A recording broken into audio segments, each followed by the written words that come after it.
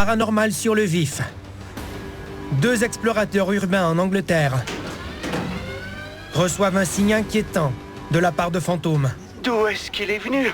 De toute évidence, l'esprit ne veut pas qu'ils avancent. Le balai bloque le passage, il est littéralement en travers du chemin. Un bébé endormi reçoit la visite de l'esprit de son père.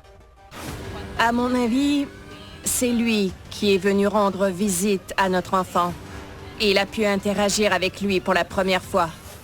Quel est ce mystérieux objet bleu? Non mais c'est quoi cette chose? Mais qu'est-ce que c'est?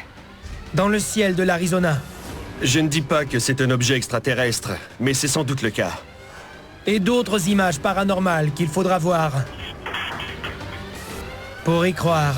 Hé, la sorcière, montre-toi!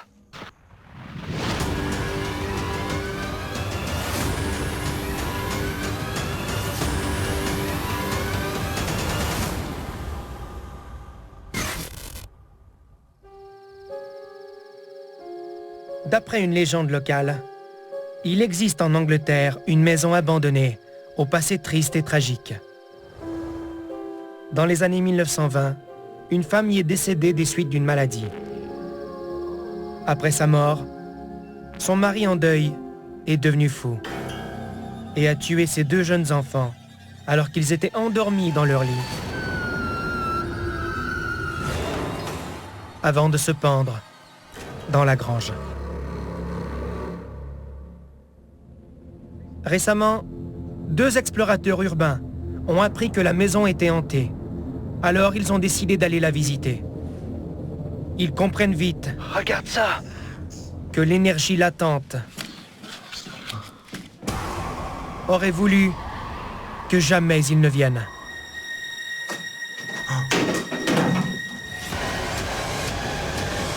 D'où est-ce qu'il est venu?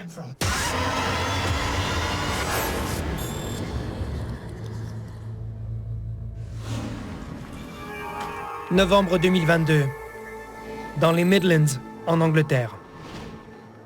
Regarde les poutres. Cette maison est peut-être plus ancienne qu'on le pense. Les explorateurs urbains Andy et Matt, qui tient la caméra, se trouvent dans une ferme abandonnée du 19e siècle, où une famille entière aurait perdu la vie. T'as entendu ce bruit aigu? On sent Andy, ça me donne la chair de poule. Je m'appelle Matt, et voici ma vidéo.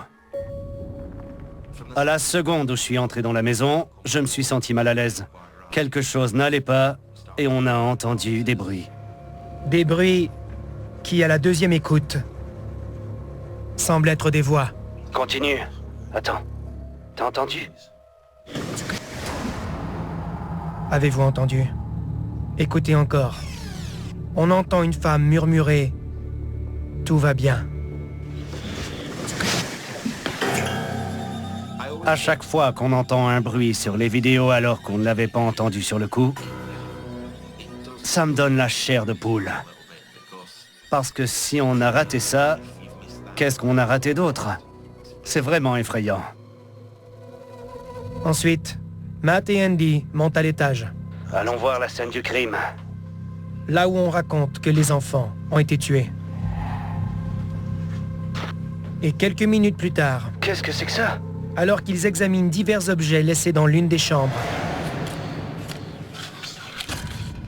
écoutez encore. Une autre voix que Matt et Andy n'ont pas entendue non plus sur le moment murmure « Arrêtez ».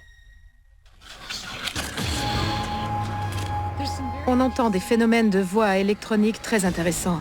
Une voix dit « Arrêtez ». Bien sûr, quand on connaît l'histoire, ça nous glace le sang. S'agit-il d'un écho de la nuit du meurtre? Ou est-ce l'esprit présent qui leur demande littéralement d'arrêter? Les murmures et les paroles qu'on entend dans la maison sont très claires. Ce sont des voix désincarnées. Les esprits sont assez puissants pour communiquer oralement. Jusque-là, Matt et Andy n'ont pas encore eu peur pendant leur enquête. T'as entendu? Mais c'est sur le point de changer.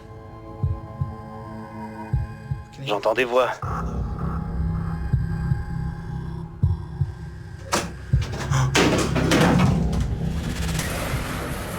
D'où est-ce qu'il est venu? Regardez encore.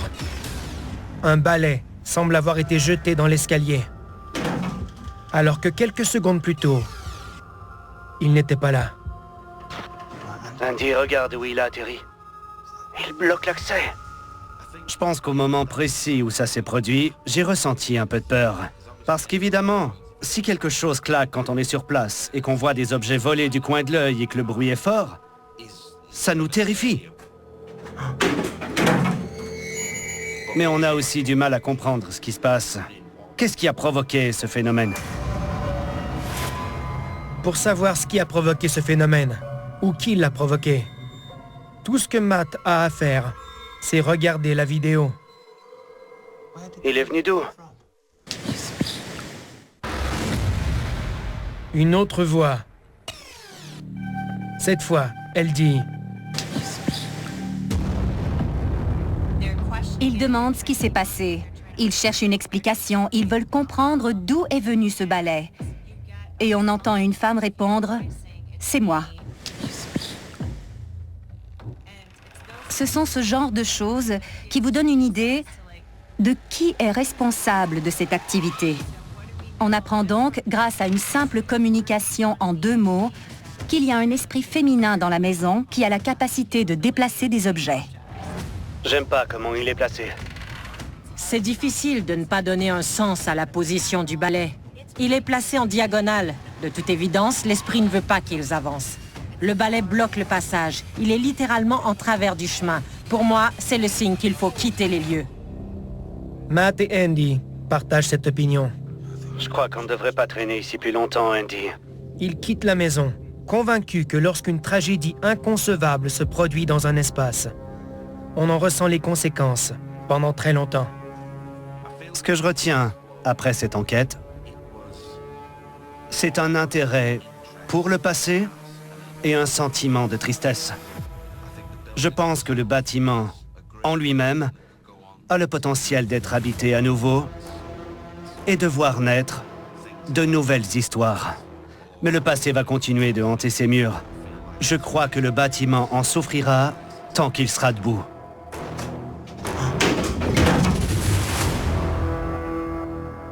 D'où est-ce qu'il est venu? Cet hiver, des travailleurs audacieux, peut arriver n'importe quoi à n'importe qui. des cascadeurs chargés d'adrénaline. Sortez des sentiers battus à Canal D et sur Crave. Il n'existe peut-être pas de lien plus fort que celui qui unit un parent à son enfant. Ce qui rend d'autant plus dévastatrice la disparition d'un parent lorsque son enfant est encore très jeune. Et si l'enfant ne peut pas encore saisir l'ampleur de cette tragédie, certains pensent que l'esprit du parent défunt en a conscience et fait alors tout son possible pour communiquer avec son enfant depuis l'au-delà. Demandez à cette femme en Pennsylvanie qui a regardé son moniteur pour bébé une nuit et croit avoir vu la main de son mari toucher son fils.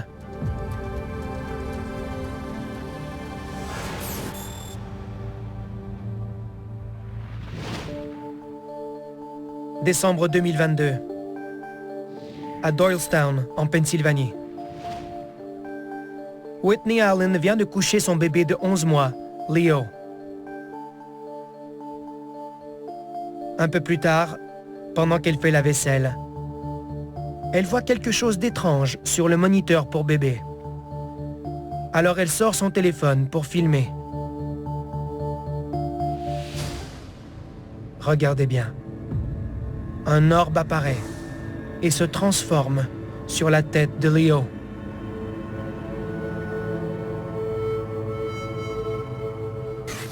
Je m'appelle Whitney Allen et j'ai filmé ces images.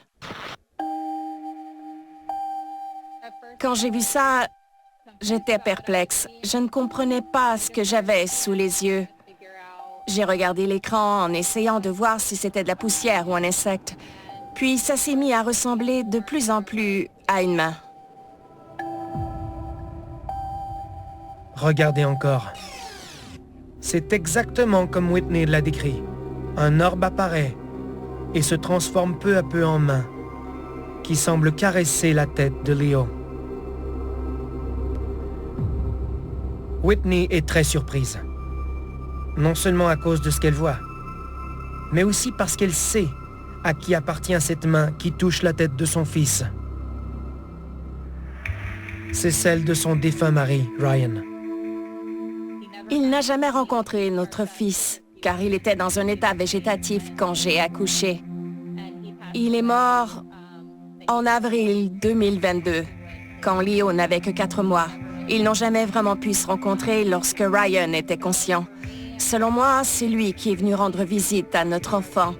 Et en fait, c'était la première fois qu'il pouvait interagir avec lui.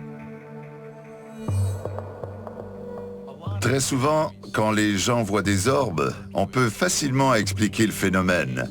Ce ne sont que des particules de poussière qui flottent devant l'objectif de la caméra et qui sont visibles grâce à un faisceau de lumière du soleil ou quelque chose du genre. Dans ce cas précis, ce n'est définitivement pas un grain de poussière. C'est une forme d'énergie différente qui provoque cette lumière.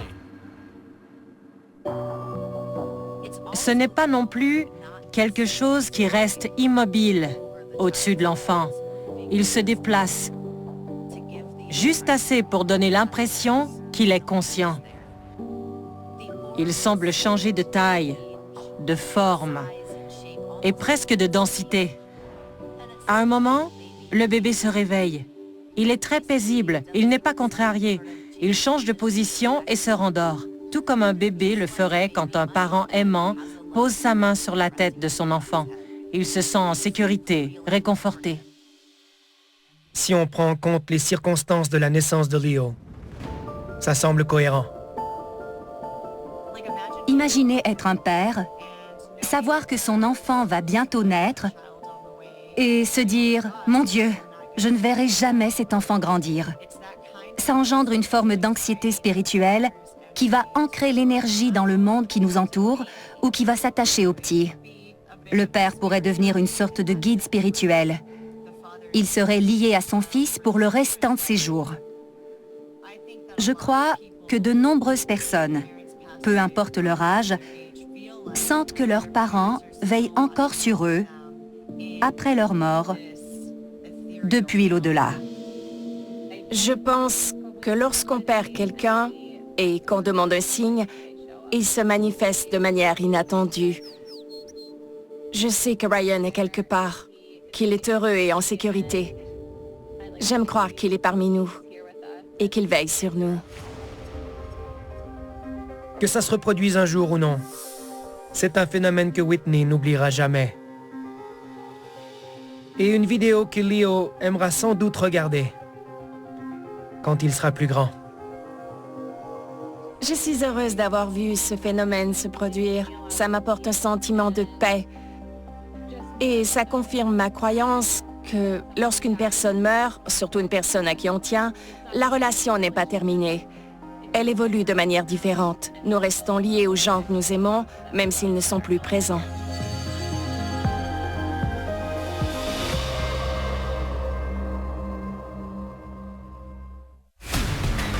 Les lundis, des secrets enfouis, enfin explorés.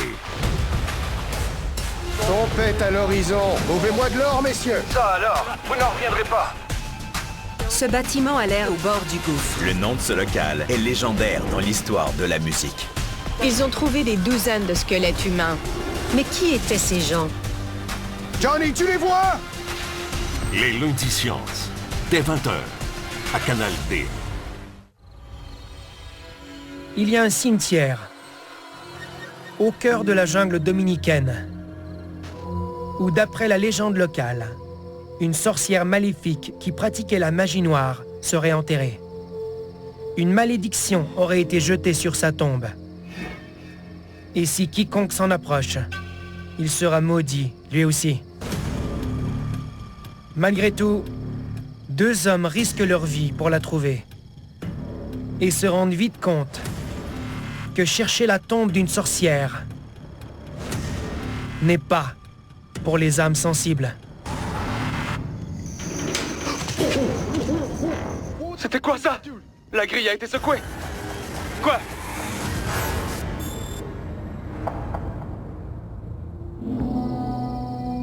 Mars 2024. À Sosúa, en République dominicaine. Bonjour, esprit du cimetière. Regardez comme celles-ci font peur. Les enquêteurs du paranormal Mo Sargi et son ami Angelo Bonacorso visitent un vieux cimetière à la recherche d'une tombe, qui serait celle d'une sorcière maléfique. Commençons l'enquête de ce côté. Peu après leur arrivée, C'était quoi ça? Bon sang! Une lumière s'est allumée là-bas. Regarde! Une bougie s'est allumée.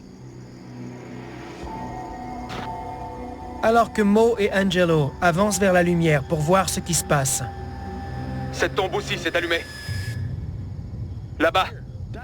On va aller voir. Mais celle-ci aussi s'est allumée.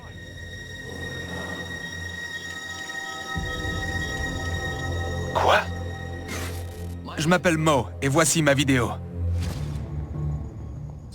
On raconte que si on s'approche de la tombe de la sorcière, les chandelles qui se trouvent sur les autres tombes vont s'allumer, alors qu'elles ne se sont pas allumées depuis très longtemps, car le cimetière est laissé à l'abandon. Une autre bougie s'est allumée. Je te jure, je l'ai filmée. La bougie s'est allumée.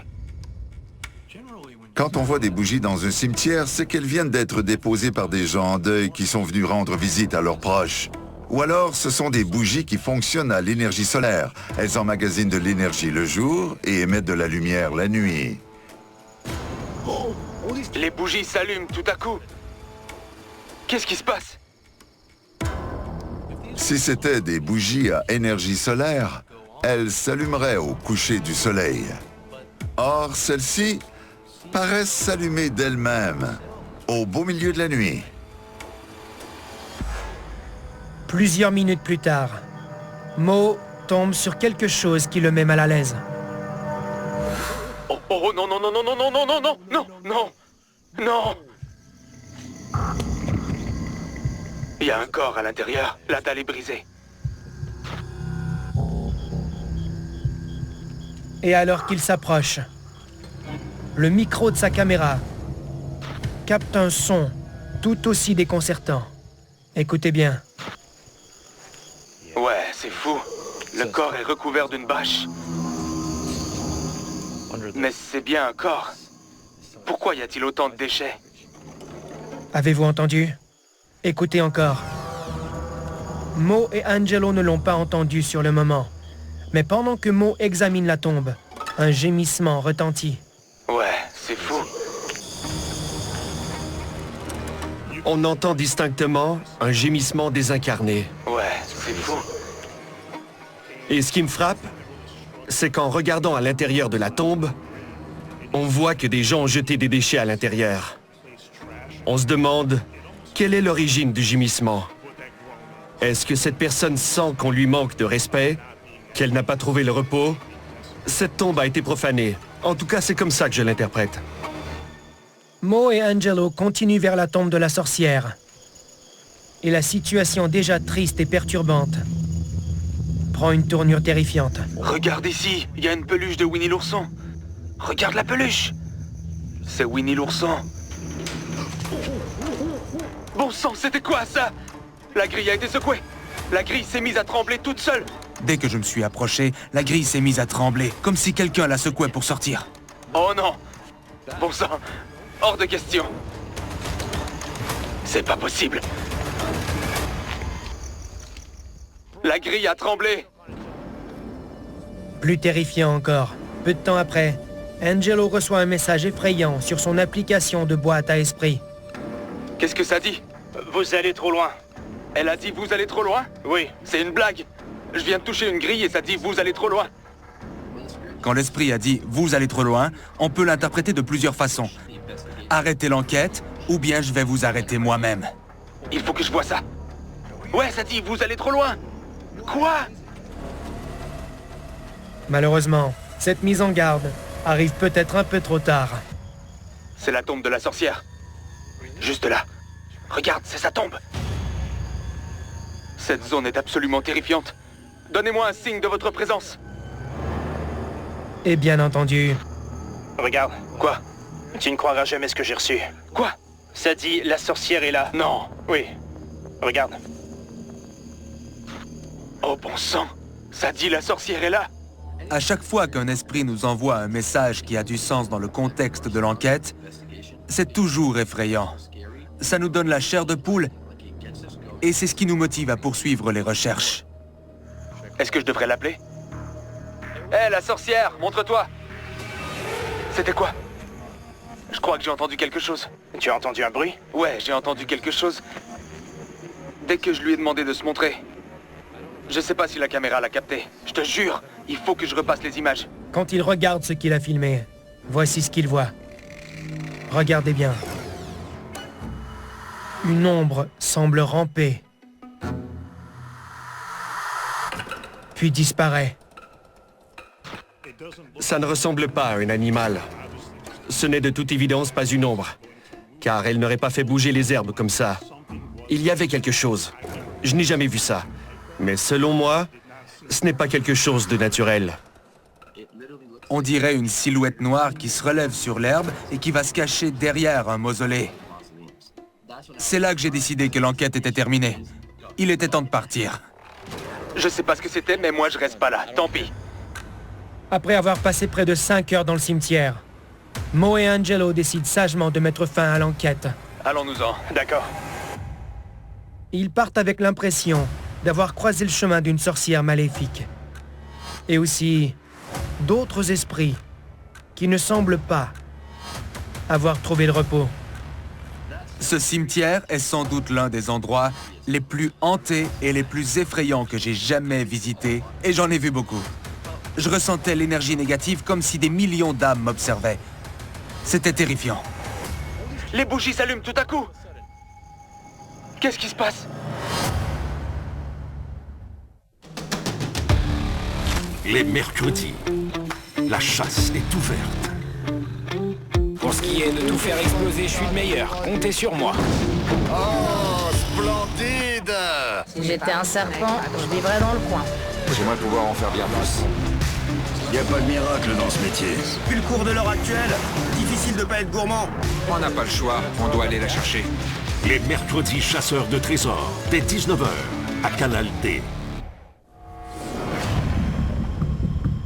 Ces dernières années, les objets volants non identifiés sont devenus un sujet brûlant.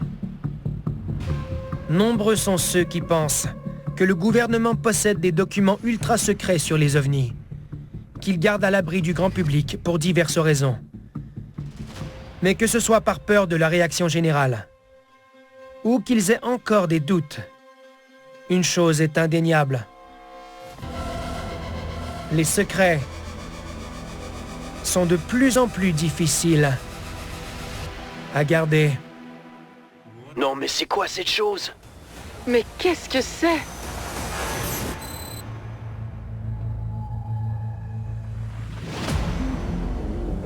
Mars 2024, à Scottsdale, en Arizona.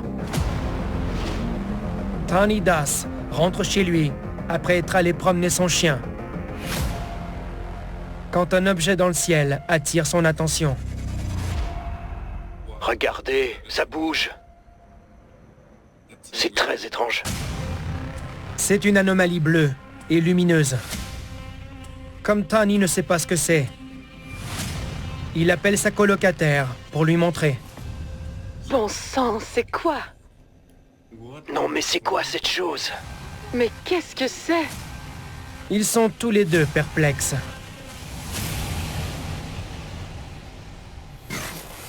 Je m'appelle Tani et voici ma vidéo. Regarde. Tu le vois? Oui, je le vois, c'est trop bizarre. Au début, ça ressemblait à un point. Un point de lumière bleue. Et quand j'ai voulu faire la mise au point avec ma caméra, j'ai vu que ça ressemblait à un ruban. C'était vraiment étrange. Et l'objet ressortait très nettement dans le ciel.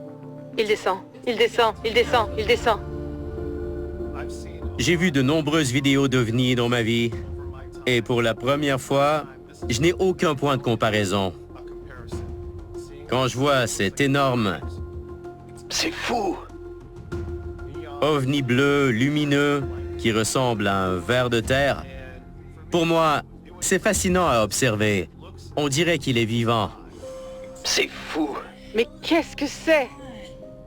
Il n'a pas la forme d'un disque, ni d'un tic-tac, ni d'un cube. À certains moments, il semble onduler, comme s'il se mettait à danser sur un rythme étrange. J'en reviens pas. Moi non plus. Je le filme. Il remonte. Non mais qu'est-ce que c'est? Quelle que soit cette chose, ce n'est ni un avion, ni un hélicoptère, ni un drone, ni même un ballon. Ce n'est pas le genre d'objet qu'on voit normalement voler dans le ciel. Ça ressemble pas à un drone. On dirait une guirlande de Dell. Mais qu'est-ce que ça peut être? J'ai pensé à un dirigeable. Peut-être que c'est une enseigne publicitaire qui affiche différentes images, mais on ne voit pas la structure d'un dirigeable. On ne voit pas de feu anti-collision, de signaux rouges ou blancs qui sont obligatoires selon la FAA. J'ai aussi pensé à un spectacle de drone. Peut-être qu'il y avait un événement dans le secteur, mais il n'y avait rien de prévu dans la région à cette date. Mon cerveau ne comprend pas. C'est un ovni, de toute évidence. Bon sang. L'objet reste en vue pendant plus de 15 minutes, avant de disparaître, laissant Tani et sa colocataire complètement sidérés. Après, on n'en revenait toujours pas de ce qu'on venait de voir. On était sûr d'avoir vu un véritable ovni. C'est fou. Mais qu'est-ce que c'est? Même s'il s'agit d'un objet unique, il me rappelle quand même les lumières qui ont été observées par de nombreux témoins dans le ciel de Phoenix en mars 1997. Ils ont vu une série de lumières dans le ciel formant un V. Et les explications officielles qui ont suivi n'ont pas vraiment convaincu ceux qui avaient vu ces lumières. Tout comme lors de l'événement des Lumières de Phoenix, les autorités locales ont été bombardées de questions concernant l'objet lumineux bleu. Mais aucune explication officielle n'a été donnée. Ça ne me surprend pas qu'on n'ait pas de réponse. Je ne dis pas que c'est un objet extraterrestre, mais c'est sans doute le cas. Le gouvernement commence à rendre publiques des informations sur les ovnis. Il possède ces rapports depuis une 50aine d'années. Soyez certains qu'ils ne vous diront que ce qu'ils veulent que vous sachiez. Ils dévoileront ces informations au compte-gouttes. On ignore si Tani obtiendra une réponse sur ce qu'il a vu ce jour-là. Mais il est quand même reconnaissant pour cette expérience. Je crois vraiment qu'il s'agit d'une anomalie. C'est un objet volant non identifié. Je crois à l'existence des extraterrestres. Et pour moi, c'était un moment marquant. Non, mais c'est quoi cette chose? Pour de nombreuses personnes, l'idée d'une maison hantée implique la présence d'esprits qui s'attardent sur la propriété. Sans doute à la suite d'un événement traumatique qui s'est produit des années auparavant. Si c'est vrai dans certains cas, gardez en tête que si des personnes naissent continuellement dans ce monde, elles le quittent également. Ce qui veut dire qu'un nombre innombrable d'esprits arrivent pour hanter de nouvelles maisons chaque seconde. Il suffit de voir ce qui est arrivé à un couple en Angleterre, dont l'appartement flambant neuf est devenu la nouvelle demeure d'un nouveau venu. Dans le monde des esprits.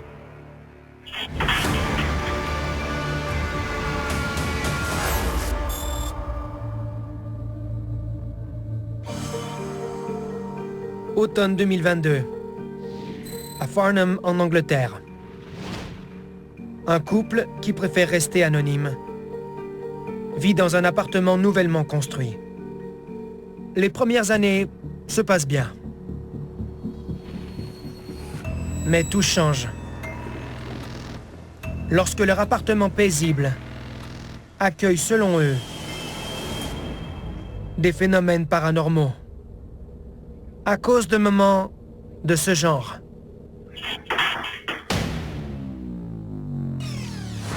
Une grande cuillère en bois s'envole du comptoir, renverse le pot dans laquelle elle se trouvait et manque de peu de frapper l'homme. L'homme vaque à ses occupations quand un objet s'envole, projeté à travers la cuisine par une force invisible. Mais la meilleure partie de cet extrait, c'est que le chat relève la tête, regarde la cuisine, puis son maître, avec l'air de dire « Hé, tu vas aller inspecter ça ou pas ?» Quelques jours plus tard, le couple est installé dans le salon pour regarder la télé. Quand...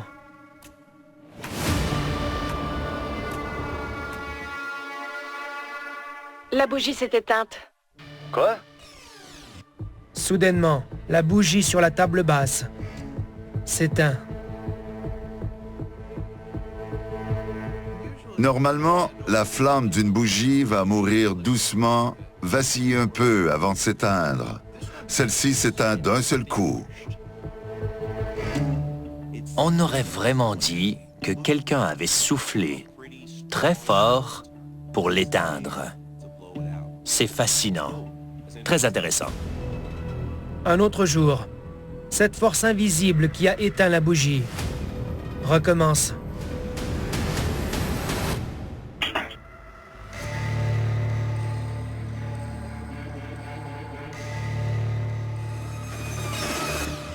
Regardez encore. Cette fois-ci, la bougie se déplace toute seule.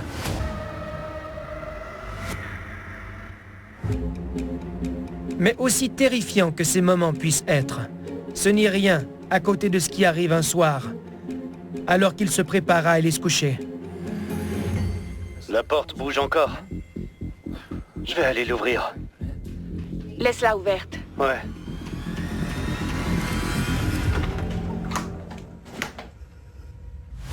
C'était quoi? C'était quoi? Qu'est-ce qui se passe? Je ne plaisante pas. C'était quoi? J'ai vu une ombre cachée dans un coin.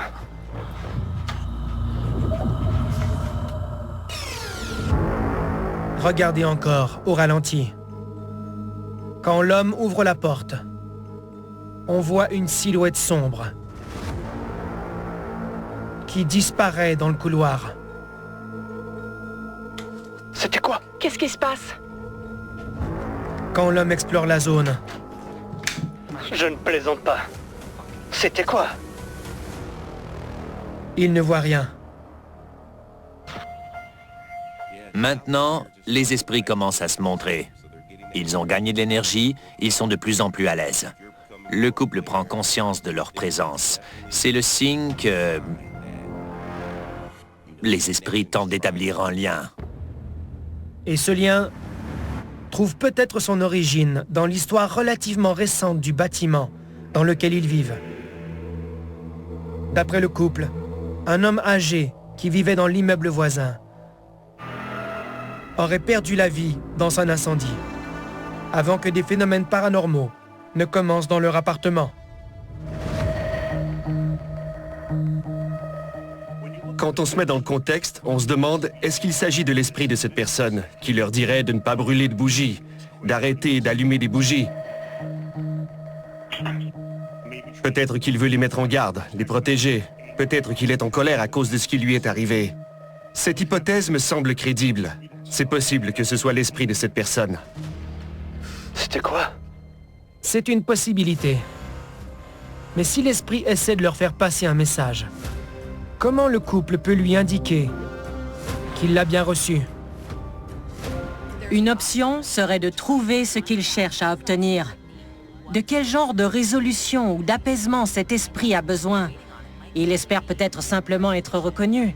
C'est peut-être une forme d'adieu. Espérons que ce soit aussi simple. Et que le couple soit en mesure de le lui procurer rapidement, avant que la situation ne dégénère. C'était quoi? Les jeudis. Des phénomènes inexpliqués. Je marchais à l'étage, la porte de la chambre a claqué. J'ai eu très peur. Des témoignages saisissants. Quand ça arrive, vous avez les poils des bras et de la nuque qui se dressent. Mettez vos croyances C'était irréel. au défi. C'est quoi ça? Vous avez bien vu un ovni.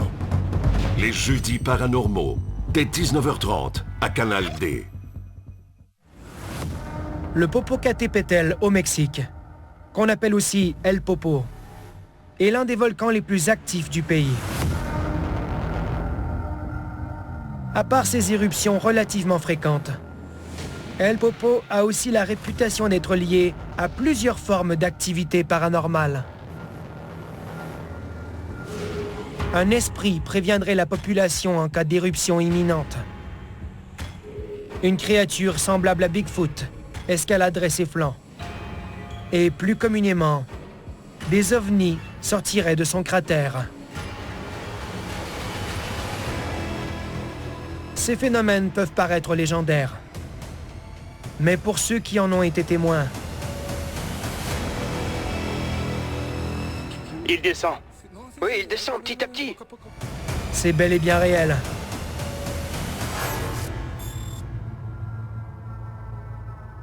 « 19 juin 2016, dans la banlieue de Mexico. Une caméra qui filme 24 heures sur 24 et 7 jours sur 7 surveille le Popocatépetl.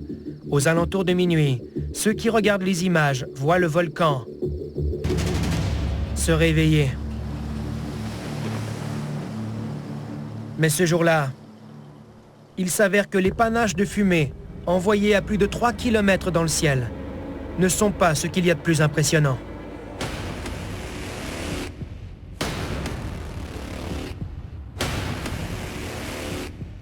Une multitude d'orbes volent parmi la fumée et les cendres.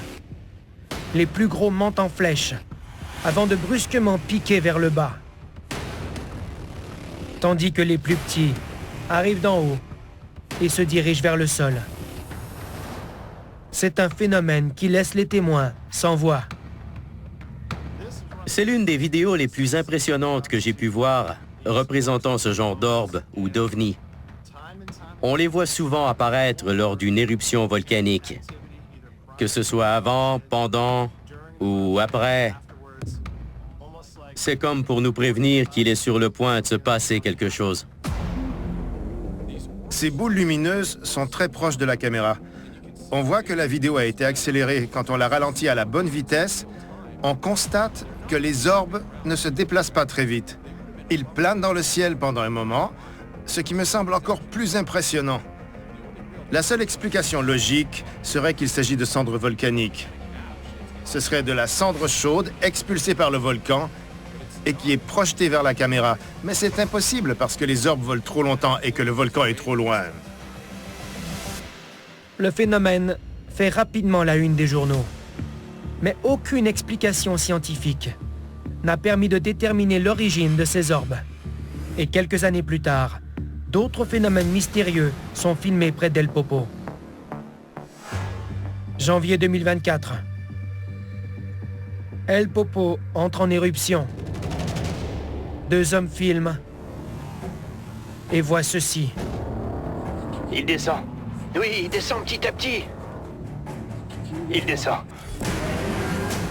Un objet en forme de disque qui descend le flanc de la montagne avant de remonter quelques instants plus tard. Oh, il a des lumières. Ah bon? Il a des lumières, regarde. On doit se poser la question. Est-ce une sonde qui étudie le volcan en éruption? Est-ce qu'une forme d'intelligence cherche à comprendre le fonctionnement de cette incroyable planète avec ses montagnes de forme conique qui crachent de la lave? Ou est-ce que cet appareil serait en train d'absorber l'énergie produite par l'éruption? Je n'ai pas la réponse, mais ce qui est sûr, c'est qu'il y a un objet très proche du volcan. Il est là sur le volcan. Tu le vois? Oui.